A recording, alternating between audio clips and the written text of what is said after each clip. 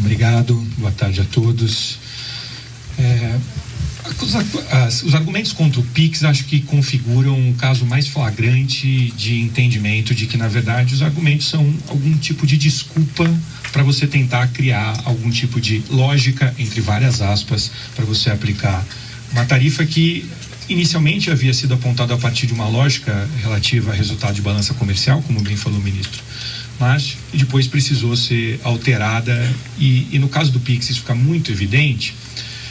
O PIX ele cumpre uma das funções do dinheiro de meio de pagamento de forma digital. Eu podia aqui falar um pouquinho sobre as questões de rede, por que faz sentido ser desse jeito, mas eu vou tentar usar como exemplo aqui uma outra metáfora para a gente poder explicar o quão pouco sentido faz a argumentação. Seria mais ou menos como você tentar dizer que você, ao criar o saneamento básico, prejudicou a receita de quem tem caminhão-pipa, basicamente. Por mais estapafúrdio que possa parecer esse argumento, mas nem ele se comprovou verdade. Uma vez analisado o que aconteceu efetivamente a partir da implementação do PIX, o mercado de cartão de crédito cresceu 150%, como bem disse o vice-presidente Geraldo Alckmin. Quando a gente olha para as alternativas de o que aconteceu no mercado, quem perde espaço são os cheques e o dinheiro físico, o que é absolutamente desejável para todos. O custo de transação de você levar fisicamente cheques ou dinheiro físico é altíssimo. Então, o caso da implementação do PIX, ele consegue se configurar como um desses em que ele é benéfico para quem demanda e para quem oferta, para o setor público e para o setor privado. Ele produziu benefícios para a sociedade como um todo, e isso é reconhecido internacionalmente. A gente tem manifestações do FMI, do BIS, que é o Banco Internacional de Compensações, que seria tipo um banco central dos bancos centrais. O próprio Paul Krugman, que é um economista estadunidense que ganhou o Prêmio Nobel de Economia, disse que talvez o Brasil tenha inventado o futuro do dinheiro, né?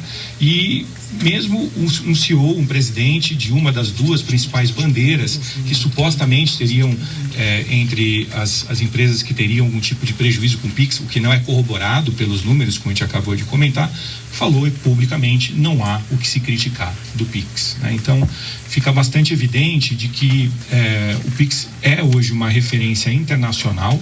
O Banco Central já assinou com mais de 47 outros bancos centrais termos de cooperação técnica para que o Banco Central possa transferir tecnologia e esses outros bancos centrais possam desenvolver o seu sistema de pagamento instantâneo também.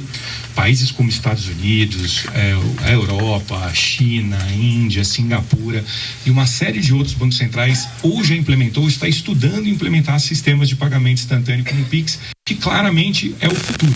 E isso vai avançar de maneira bastante clara e fica evidente que a argumentação realmente passa por uma tentativa de inventar alguma lógica para a aplicação das tarifas.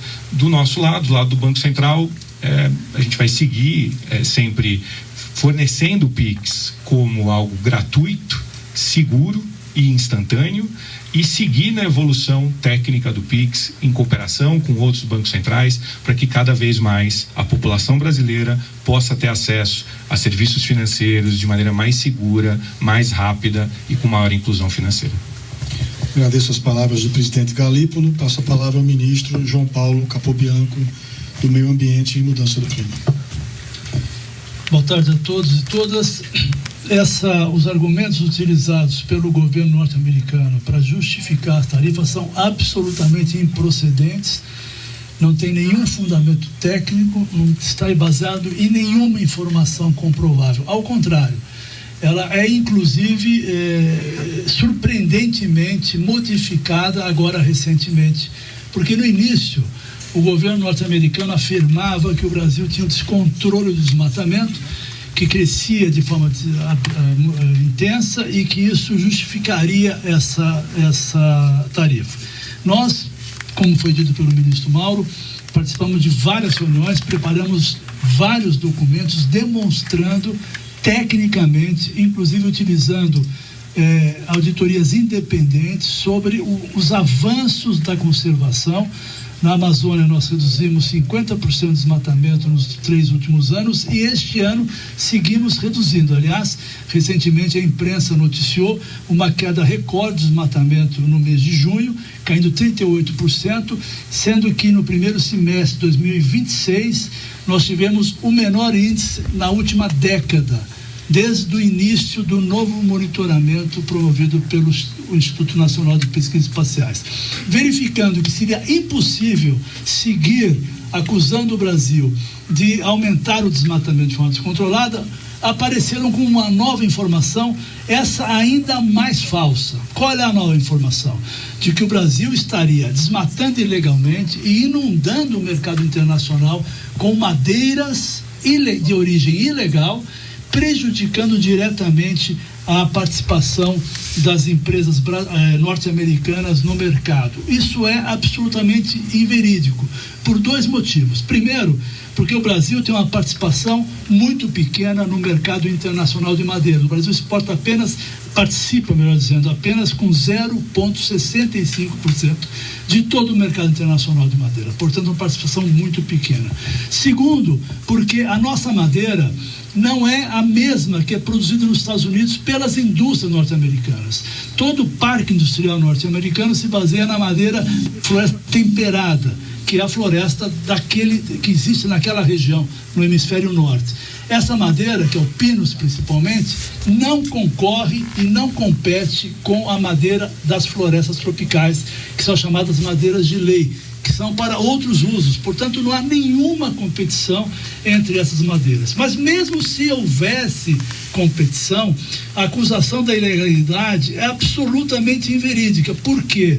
Porque o sistema de exportação de madeira é hoje um dos mais rigorosos de todo o sistema de controle ambiental, por exigência, inclusive, do mercado internacional.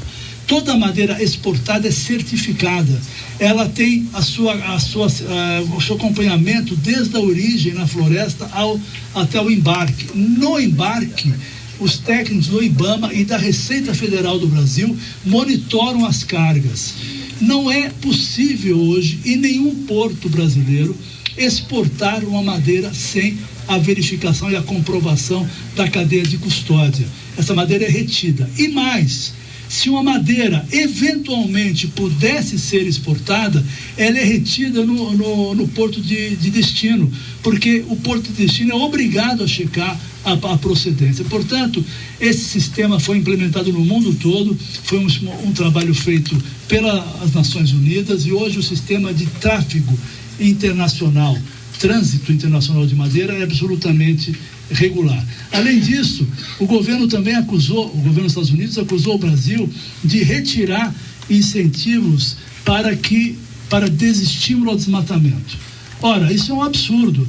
O Brasil, nos últimos 3 anos, aprovou 4 resoluções do Conselho Monetário Nacional justamente para estimular a atividade rural, a observar as restrições ambientais, a destinar incentivos a quem procede de forma regular, estimulando boas práticas. Hoje, quem faz boas práticas no Brasil tem abatimento na taxa de juros, que é um incentivo absolutamente fundamental, que está reorientando a atividade agropecuária brasileira. Portanto, é com indignação que o Ministério do Meio Ambiente vê todo o trabalho realizado pelo Brasil sendo distorcido para ser utilizado numa justificativa de, como já foi dito aqui, uma taxação ilegítima, absolutamente irregular.